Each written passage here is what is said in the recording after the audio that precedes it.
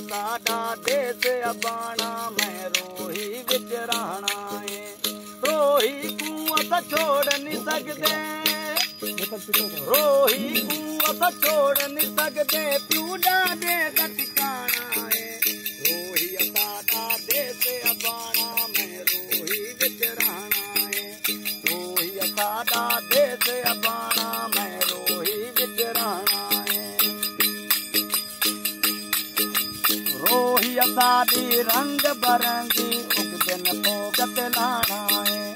रोही साडी रंग बरंगी उग दिन फोगत लाना है।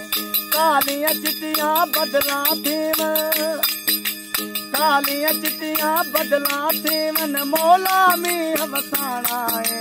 रोही साडा देश अबाना मैं रोही विच रहना है। रोही साडा देश अबाना मैं रोही विच रहना। या दी मदद